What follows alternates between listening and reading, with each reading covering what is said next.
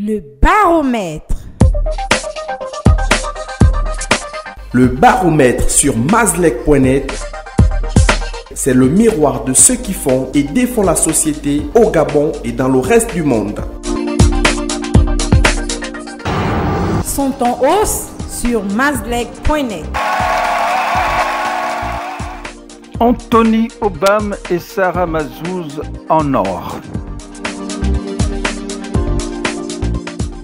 Ces deux vaillants athlètes gabonais viennent à nouveau d'être couverts de médailles d'or distinctement lors de l'Open international de judo organisé début novembre en cours à Yaoundé au Cameroun pour Sarah Mazouz et lors de l'Open international de taekwondo de novembre en cours également, organisé cette fois du côté de la Croatie pour Anthony Obama.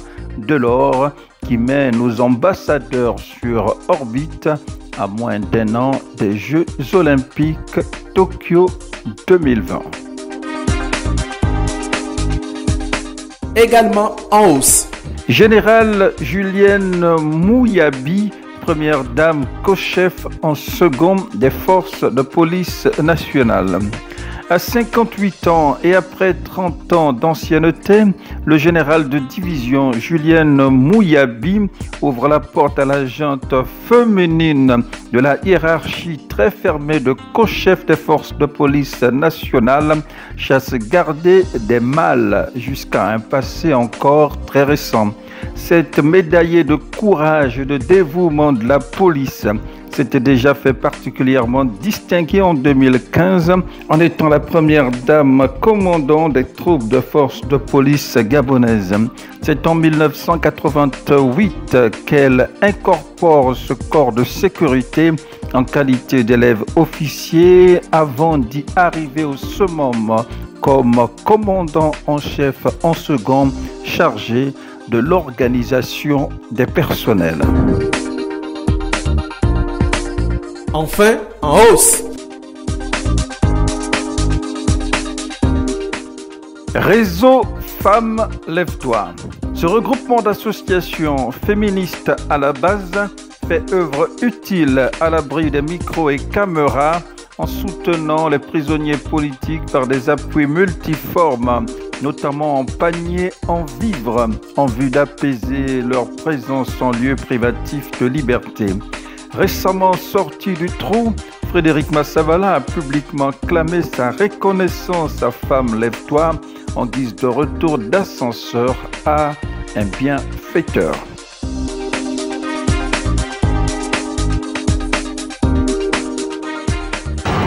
Sont en baisse sur mazlec.net.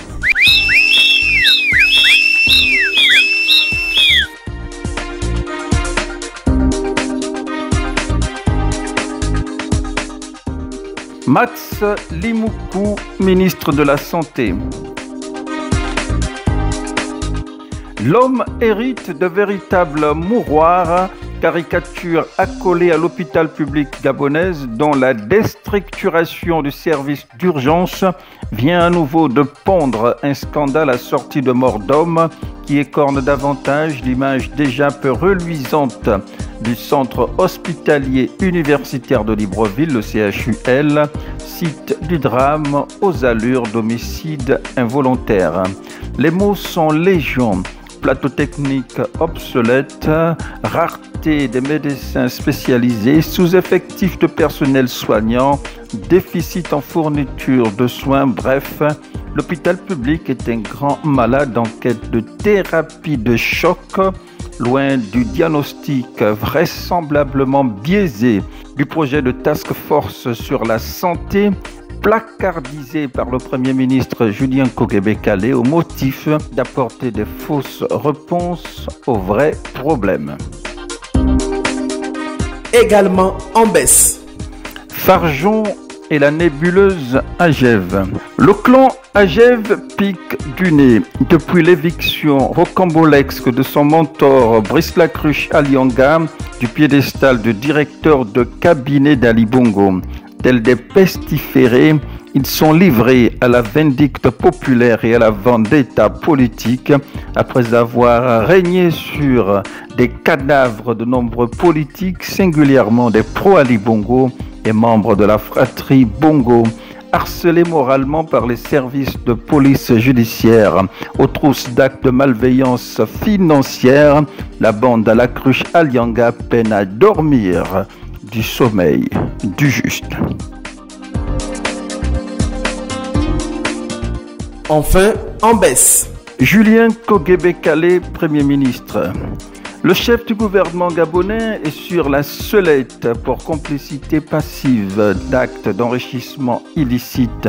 Sa mise au banc des accusés résulte de son silence coupable après plusieurs mois de mise à disposition de ses services des preuves de détournement en bande organisée de plus d'1 milliard de francs CFA par an dans les caisses de l'État, un acte à mettre à l'actif des réseaux mafieux tapis dans les régies financières.